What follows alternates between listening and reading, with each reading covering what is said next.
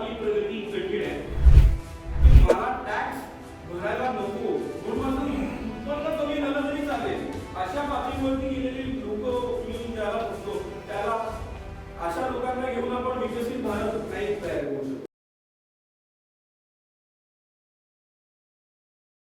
So या पहिलं या सगळ्याची चार गोष्टी मी सांगितल्या की कन्झम्पशन, कॅपिटल एक्सपेंडिचर, त्याच्यानंतर एक्सपोर्ट आणि चौथी म्हणजे इन्व्हेस्टमेंट. तर या सगळ्या गोष्टी पहिले तीन गोष्टी जर व्यवस्थित झाल्या तर काय होईल तर परकीय गुंतवणूक आपल्याकडे आकर्षित होईल आणि ती परकीय गुंतवणूक आपल्याकडे यावी म्हणून आपण बऱ्याच कल्पना देखील या बजेटमध्ये दिलेल्या आहेत. त्यातली एक अतिशय चांगली सांगण्यासारखी योजना आहे ती म्हणजे डेटा सेंटर्स.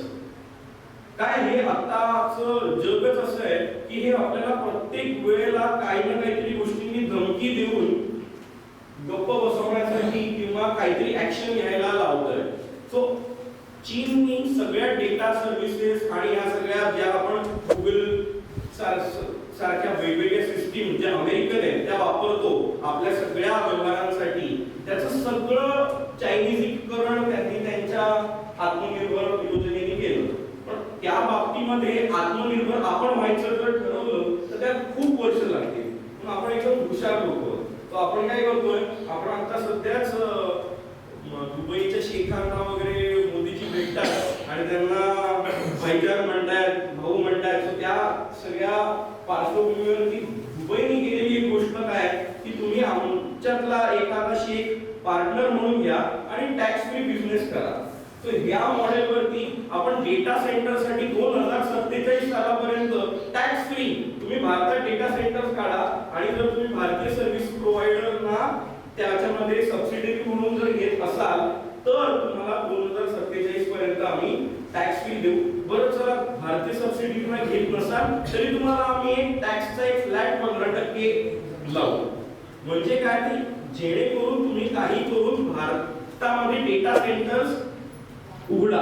नाहीतर विचार करा काही मिनिटं गुगल जरी बंद झालं तरी आपल्यावरती किती मोठ्या प्रमाणात त्याचा इम्पॅक्ट येऊ शकत असतो. सो या अशा गोष्टी पुढे जाऊन किती प्रॉब्लेमॅटिक होऊ शकतात. सो त्यासाठी आपल्याला ह्या अशा काही धोरणं आखावी लागतात जेणेकरून ही डेटा सेंटर्स पण भारतामध्ये येतील आणि मग भारतीय सबसिडी पण त्याच्यामध्ये असतील तर आपल्याला तेवढाच धोका आपला कमी होतो. ते जे स्थान आहे ते भारतीय लँडवरती येतं. दुसरा आणि अतिशय महत्वाची अशीच प्रकारची खुबीनी करायची वेळ आपल्यावरती आलेली आहे ती म्हणजे एनर्जी सेक्टर.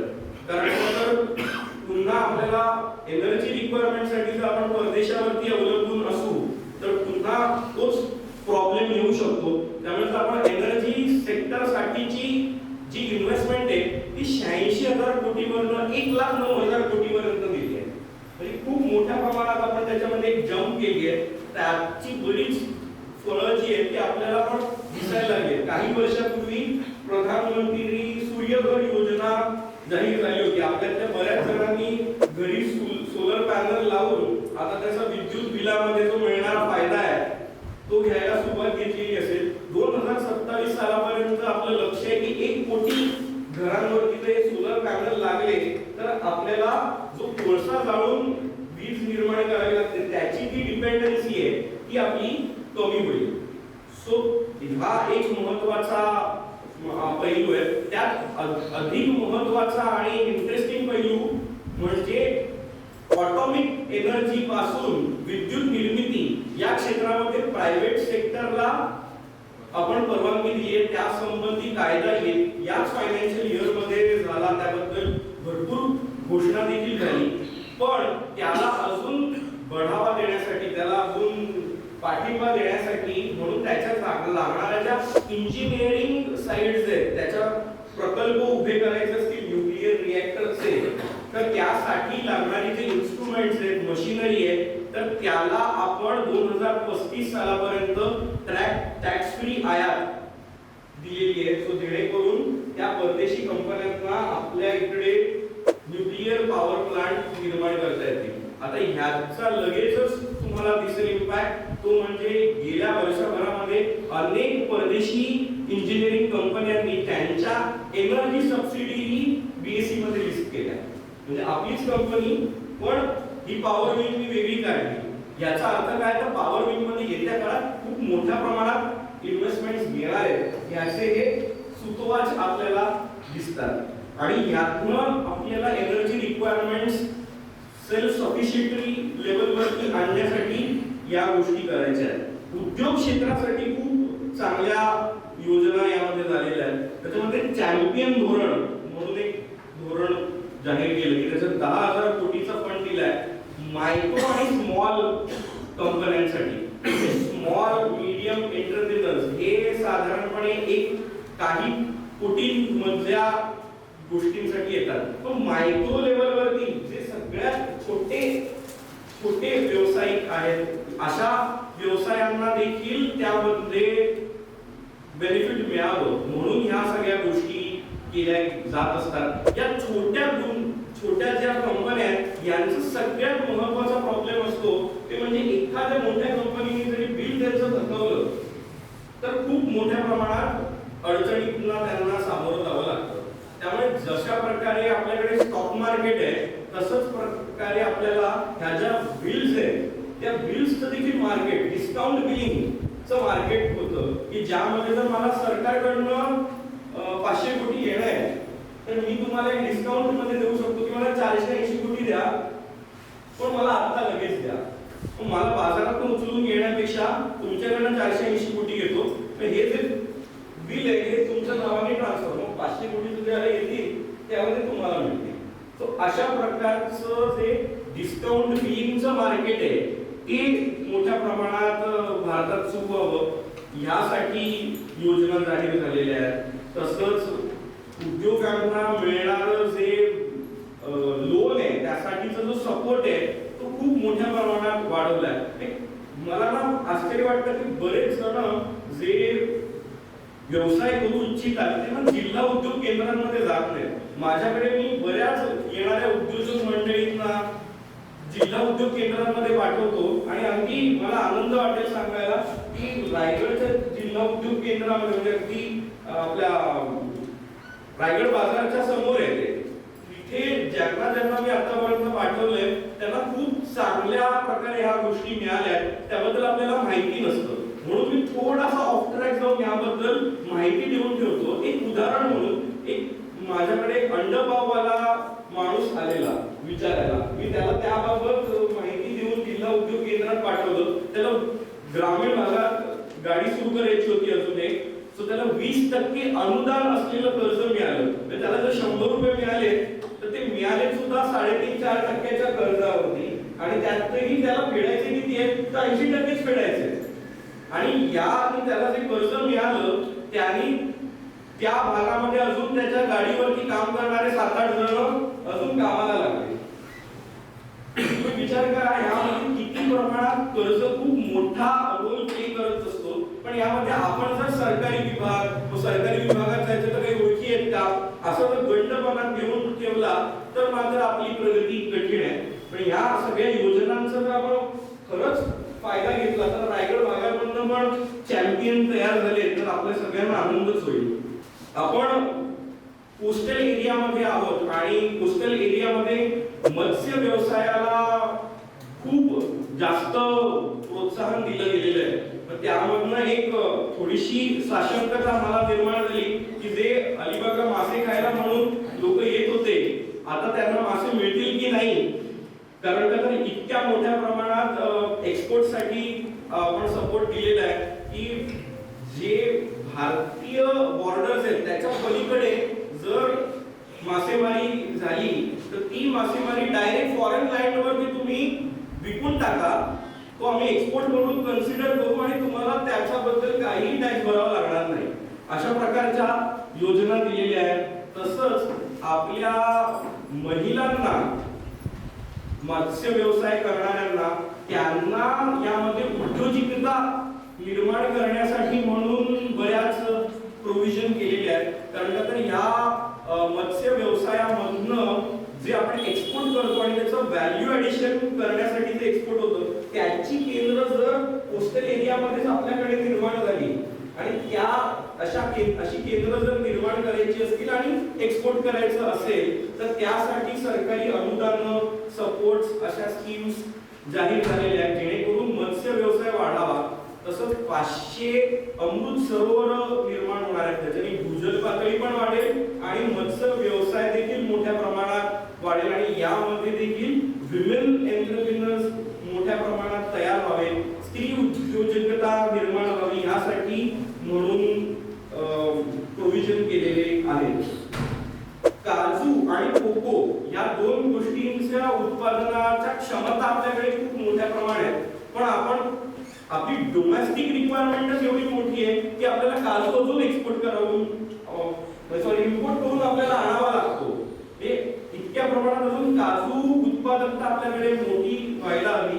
तसंच कोको म्हणजे त्याच्यापासून चॉकलेट बनवलं जातं तर त्या गोष्टी देखील किनारपट्टी भागामध्ये होऊ शकतात. सो ज्यांना मला कोको काजू याची शेती करायची असेल त्यामध्ये व्यवसाय करायचा असेल तर सरकारने त्यामध्ये खूप मोठा सपोर्ट दिलाय आणि तुम्हाला अजून असं सुतोवाच करून दिलेले की भारताला कोको आणि काजूचा ब्रँड बनायची इच्छा आहे. तर त्यामुळे ते ब्रँड बनण्यासाठीचं जे सगळं पाठबळ लागेल ते सगळं सरकार द्यायला तयार आहे.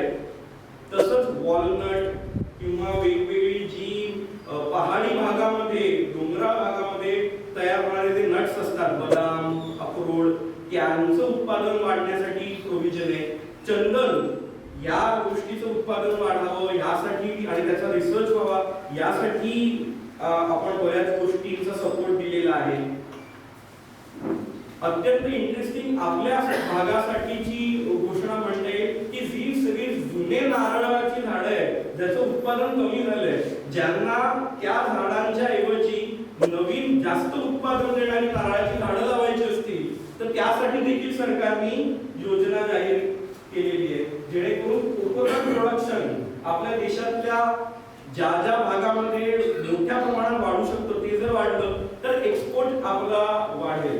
एकंदरीतच आपण या सगळ्याच्यामध्ये अशा प्रकारे धोरण आखतोय की आपल्याला एक्सपोर्ट सगळं वाढवण्यासाठी काय काय गोष्टी करता येईल. हा जो काही डेफिसिट लागलेला आहे ना तो चोट जो आहे तो इधर लगी आहे.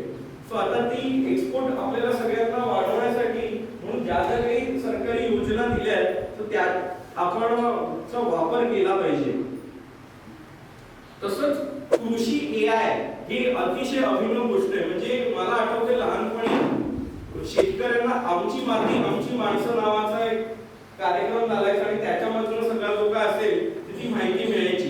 तिथपासून या बजेटमध्ये आपण शेतकऱ्यांसाठी एआय ही तरतूद केली आहे. मल्टीलिंग्वल एआय ते असणार आहे जेणेकरून अगदी तुम्ही तुमच्या क्रॉप म्हणजे क्रॉपचा फोटो काढला त्याची स्थिती आहे ती तिथे टाकली तर काय करू असा सगळा जो भाग आहे त्याच्यासाठी कृषी अधिकारीकडे जा किंवा तरी विचारा काही गरज नाही. तुम्ही तुमच्या मोबाईलवरती तुमच्या भाषेमध्ये त्याबाबत मार्गदर्शन मिळवू शकता आणि त्या गोष्टी इम्प्लिमेंट करू शकता.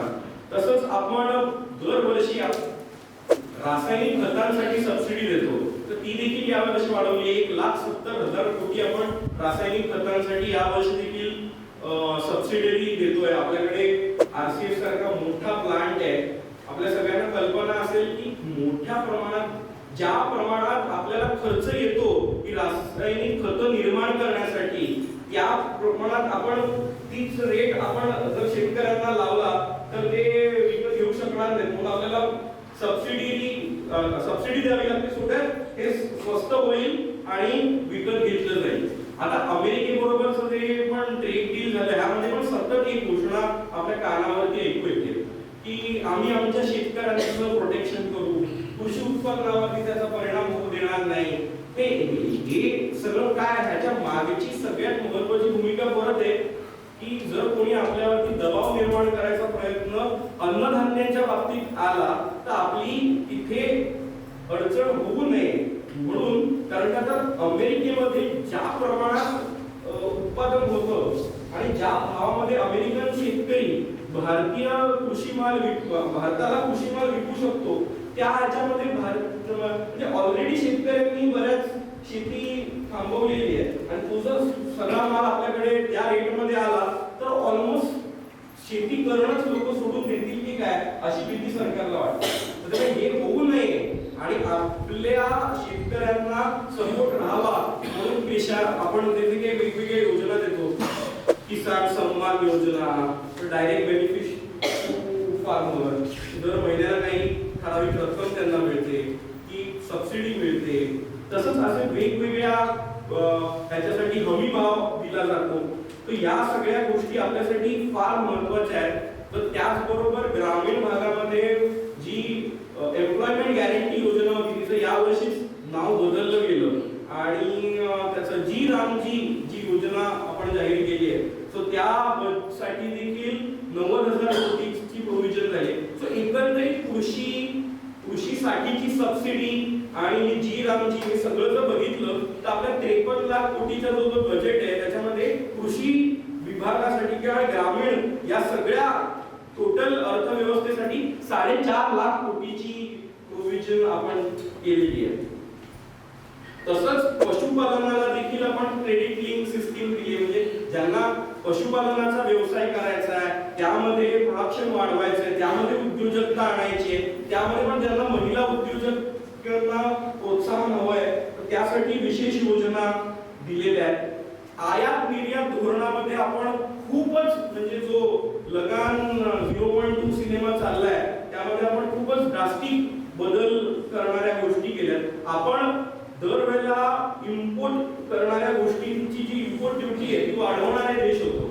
आता पहिल्यांदा आपण भारतीय कन्झ्युमर्सना परदेशी गोष्टी स्वस्त मिळाव्या म्हणून ज्या ज्या गोष्टींवरचा 20% इम्पोर्ट ड्युटी होती ती 10% आणली. पण ज्यांना मला लक्झरी घड्याळ, पर्सेस, लेदरच्या गोष्टी काय जी काही परफ्यूम, थोडक्यात दारू सोडून ज्या ज्या काही गोष्टी तुम्हाला आयात करायच्या असतील तर त्याच्यावरची जी इम्पोर्ट ड्युटी होती ती ऑलमोस्ट 50% कमी केलेली आहे.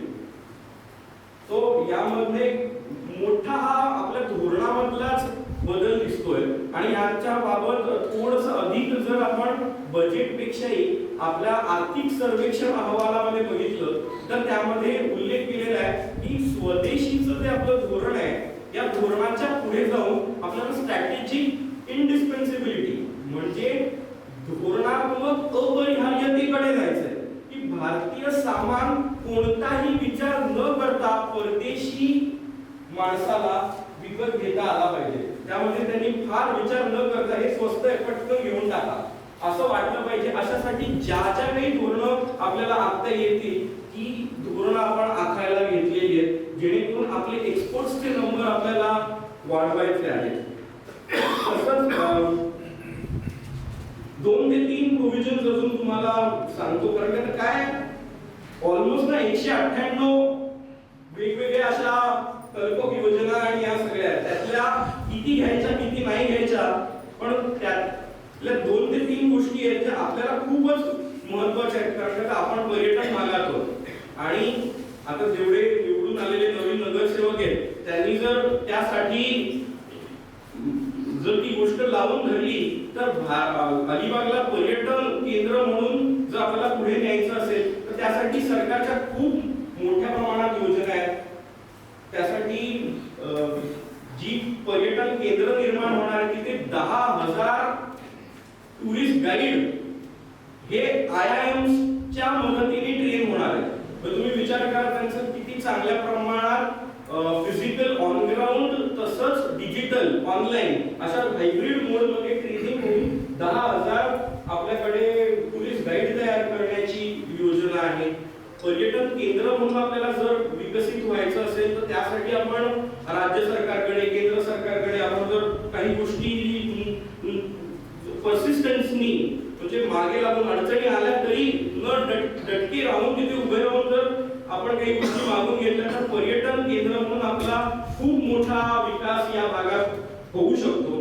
पर्यटनासाठी आपल्याला एक अजून एक खास गोष्ट अशी आरोग्य क्षेत्राशी जोडून घेऊन मेडिकल टुरिझम ची घोषणा केलेली. आपल्याकडे जर आपले जे कोणी परदेशी मित्र परिवार असतील राहणारे तर तुम्ही त्यांचे बिहेवियर ऑब्झर्व करा. जेव्हा भारतात येतात ना डेंटल ट्रीटमेंट कुठलीतरी सर्जरी जो काय करून घेतात. का बरं? कारण का आता भारतामध्ये जो मेडिकल खर्च आहे तो परदेशाच्या तुलनेमध्ये खूप स्वस्त आहे. सो त्यामुळे आपण जर एक्सपोर्ट आपल्याला वाढवायचं आहे, परकीय चलन मिळवायचं आहे, तर ह्यासाठी सुद्धा आपण जर मेडिकल हब टुरिझमचे बनवले तर तुम्ही उपचार घेण्यासाठी म्हणूनच हे चालवलेलं पर्यटन आहे. अशा प्रकारच्या घोषणा देखील केल्या गेल्या. तसंच ज्येष्ठ नागरिकांची संख्या खूप मोठ्या प्रमाणात वाढते. सो त्यामुळे यांना केअर गिव्हर्स लागतात. इथे तुम्ही ह्युमन इंटरव्हेन्शन शिवाय पर्याय नाही, असं एक सगळ्यात महत्त्वाचं क्षेत्र आहे जिथे एआय किंवा रोबो तुम्हाला मदत ती जी इमोशनल लेवलवरती जोडण्याची आहे ती करू शकत नाही. आणि लक्षात घ्या, ज्येष्ठ नागरिकांकडे खूप मोठ्या प्रमाणात पैसे आहेत. सो या सगळ्या ह्याच्यामध्ये रोजगार खूप मोठ्या प्रमाणात मिळू शकतो. सो आणि यामध्ये आपण परदेशामध्ये देखील ट्रेन झालेल्या मनुष्यबळाला पाठवू शकतो. म्हणून जे आपले नर्सिंग क्षेत्रामध्ये काम करणार आहेत तर अशांना आपण अधिक चांगल्या प्रकारे ट्रेनिंग देण्याच्या घोषणा केलेल्या आहेत की जेणेकरून ज्येष्ठांना म्हणजे जिरिएट्रिक पॉप्युलेशनला सांभाळण्यासाठी केअर गिव्हर म्हणून काम करण्यासाठीचं सर्टिफिकेशन, त्यासाठीचं कोर प्रशिक्षण हे देण्यासाठी घोषणा झालेल्या आहेत. तसंच सगळ्यात महत्त्वाची गोष्ट म्हणजे टॅक्स रिफॉर्म आणि नवीन इन्कम टॅक्स ऍक्ट या नवीन 2026-27 वर्षापासून लागू होणार आहे. आपण इतकी वर्ष अतिशय जटिल अशा प्रकारचे जे कायदे सांभाळत होतो त्या सगळ्या कायद्यांमुळे झालंय काय की आपलं कर प्रशासन आहे त्याच्यावरचाच खर्च खूप मोठ्या प्रमाणात वाढतोय. सो त्यामुळे मी हे आकडे बघत असताना एक अत्यंत महत्त्वाचा आकडा सगळ्यात शेवटी तुम्हाला सांगतो.